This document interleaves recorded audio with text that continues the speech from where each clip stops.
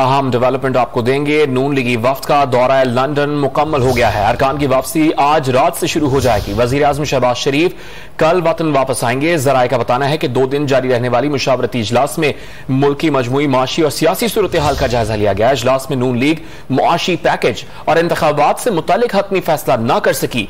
बहुत से उमूर पर इत्तफाक न होने की वजह से नवाज शरीफ ने गुज़श्ता रोज प्रेस कॉन्फ्रेंस भी मुलतवी की।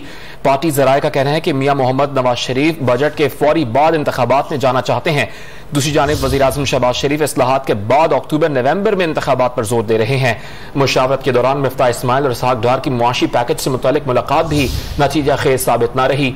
इसहाक डार फौरी वतन वापसी के हामी हैं, लेकिन नवाज शरीफ ने उन्हें रोक दिया है।